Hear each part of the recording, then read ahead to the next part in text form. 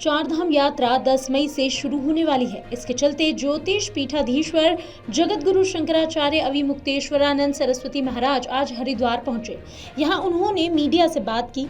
अलग अलग विषयों पर उन्होंने अपनी राय भी रखी। इतना ही नहीं, शंकराचार्य ने मतदान को लेकर सनातनियों से एक अनोखी डिमांड भी कर डाली। 10 मई से शुरू होने जा रही चारधाम यात्रा पर बोलते हुए उन्होंने कहा कि उत्तराखंड की जो सरकार है वह यात्रियों के लिए अच्छी व्यवस्था बनाने में समर्थ हो सके। यात्रियों के रजिस्ट्रेशन को लेकर शंकराचार्य ने मीडिया से कहा कि श्रद्धालुओं में इस बात को लेकर थोड़ी निराशा हो रही है कि यात्रियों को ऐसे ही पहले जाने दिया जाता था, लेकिन व्यवस्था का ख्याल रखते हुए यात्रियों की संख्या है उसे नियमित करने की बात की जा रही है। अगर श्रद्धालुओं को पहले से ही निश्चित कर देते तो कि इतने ही लोगों का पंजीकरण होगा, तो उससे लोगों को पता रहता कि हम भी जल्दी से अपना रजिस्ट्रेशन करा लें ताकि हमारा नंबर आ जाए। लेकिन पहले खोल दिया गया, उसके बाद नियमित कर रहे हैं। वहीं श्रद्धालुओं से उन्होंने अपील की और ये कहा कि जीवन की बहुत बड़ी धार्मिक यात्राओं में से एक है चारधाम यात्रा। इसे बड़े पवित्र मन से, बड़े पवित्र आचरण के साथ संपन्न किया जाना चाहिए। उन्होंने यात्रियों से अनुरोध किया कि पूरे अनुशासन के साथ, पूरे संयम के साथ चारधाम यात्रा पर आकर आध्यात्मिक आनंद लें। उन्होंने कहा कि पर्यटन की दृष्टि से आप किसी भी दूसरे डेस्टिनेशन पर जा सकते हैं। हिमालय में, उत्तराखंड में ऐसे अनेक स्थान हैं जहां आप पर्यटन की दृष्टि से घूम सकते हैं, ऐसे प्रयोजनों को पूर्ण कर सकते हैं। लेकिन चारधाम यात्रा में पूरे श्रद्धा और भाव के साथ, आध्यात्मिक भाव के साथ इसे पूर्ण किया जाना चाहिए। इस दौरान ज्योतिष पीठाधीश्वर शंकराचार्य अविमुक्तेश्वरानंद ने लोकसभा चुनाव पर भी बात की और कहा कि लोकसभा चुनाव चल रहे हैं, हम चाहते हैं कि भारत के जो नागरिक हैं उन्हें चुनाव से विरक्त नहीं रहना चाहिए, सभी को जाकर अपना मत जरूर देना चाहिए। देखिए, हम लोग तो मुहूर्त के अनुसार आ गए। अब यहाँ से आगे गंगोत्री जी, यमुनोत्री जी, केदार और बद्री की यात्रा शुरू होगी। जहाँ तक जा पाएंगे हम लोग भी जा रहे हैं और कामना कर रहे हैं कि जो लोग आएँ उनको भगवान का आशीर्वाद मिले, उनकी यात्रा सकुशल रहे। हमारे उत्तराखंड की जो सरकार है वो यात्रियों के लिए अच्छी व्यवस्था बनाने में समर्थ हो सके, अधिकारीगण पूरा ध्यान दें। ये सब इस समय की कामनाएं हैं और इन्हीं कामनाओं के साथ हम लोग ये जो नया वर्ष आया है, इस नए वर्ष की नई चारधाम यात्रा का शुभारंभ कर रहे हैं। रजिस्ट्रेशन नहीं हो पा रहे हैं, पर्यटन से जुड़े लोगों में इस बात से थोड़ी सी निराशा हो रही है कि हमको सोत्साह वहाँ जाने दिया जाता, लेकिन व्यवस्था का संदर्भ दे करके जो यात्रियों की संख्या है उसको नियमित करने की बात की जा रही है। तो अपने लोग इसमें कुछ ज़्यादा नहीं कह सकते हैं, क्योंकि सुव्यवस्था भी होनी चाहिए। बहुत सारे लोगों को अचानक बुला लेंगे तो अव्यवस्था भी हो जाती है, तो उसकी भी तो जिम्मेदारी होती है। बाद में उसके लिए भी लोग चिल्लाते हैं कि बड़ी अव्यवस्था हो गई। तो इसलिए अगर कुछ निश्चित किया जाना है, हाँ ये है कि पहले से निश्चित कर देते कि इतने ही लोगों का पंजीकरण होगा, तो उससे लोगों को पता रहता कि भाई हम जल्दी से करा लें ताकि हमारा नंबर आ जाए। लेकिन अब पहले खोल दिया, फिर उसके बाद नियमन कर रहे हैं, यही सब थोड़ा सा रहता है। लेकिन ये सब कोई बात नहीं है, सुव्यवस्था के साथ यात्रा चले, यही हम लोग चाहते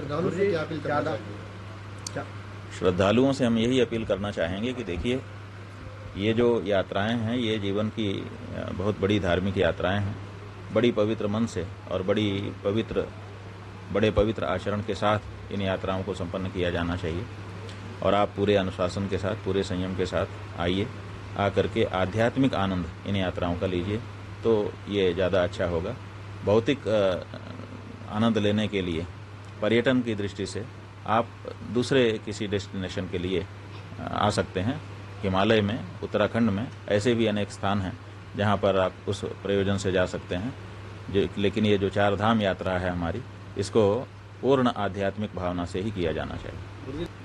हाँ, वहाँ पता चला है कि जो व्यापार संघ के लोग हैं और जो पुरोहित वर्ग है, उनके साथ कुछ अन्याय हुआ है और उनके मन में पीड़ा है।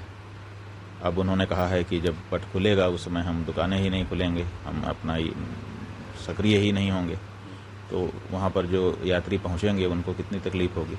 तो हम चाहते हैं कि प्रशासन को समय रहते, अभी 2-3 दिन का समय बीच में है, आपस में बैठ करके इस बारे में निर्णय कर लेना चाहिए, ताकि जब यात्री वहाँ पहुँचे तो एक अच्छा वातावरण वहाँ रहे और सब लोग मिल करके भगवान केदार की जयकारा करें और पूजा अर्चन करें। और ये आपका क्या हम यहाँ पर हरिद्वार में रहेंगे।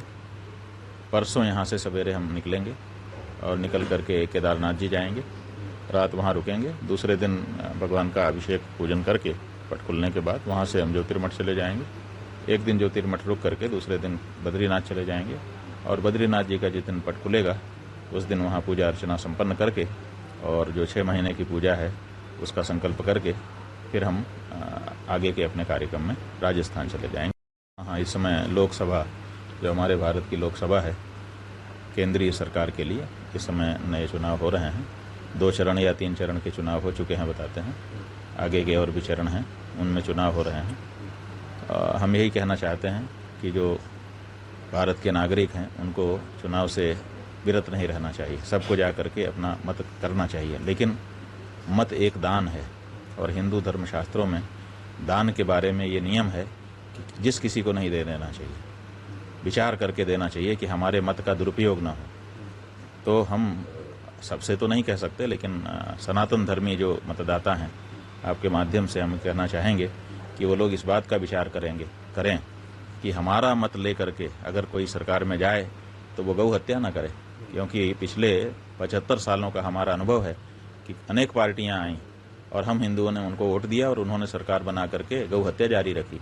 तो हम ये चाहते हैं कि इस बार कोई भी सनातन धर्मी अगर वोट करे बिल्कुल करे, वोट करना ना छोड़े, लेकिन जो शपथ पूर्वक घोषणा कर चुका हो प्रत्याशी या पार्टी कि हम किसी भी दशा में गौ हत्या को रोकने के लिए काम करेंगे, जाएंगे तो पहला काम यही रखेंगे, उसी को वोट दें, तब तो पुण्य मिलेगा, अन्यथा वोट करने से पाप भी हो सकता है, गौ हत्या जैसा महापाप भी लग सकता है। पिछले 10 सालों में जो अब पिछले 10 साल की बात हम कहाँ कर रहे हैं भैया, हम तो पिछले 75 साल की बात कर रहे हैं। 75 साल में जो सरकारें रही हैं उन सब सरकारों ने हमारा वोट लिया और हमारी ही माता को काट करके उसके मांस को बेच करके खजाना भरने का काम किया, जो कि बहुत ही निंदनीय है। अगर आप ये वीडियो YouTube पर देख रहे हैं तो हमारे चैनल को सब्सक्राइब करें और बेल आइकन को दबाना ना भूलें। अगर आप Facebook पर ये वीडियो देख रहे हैं तो हमारे पेज को लाइक करें।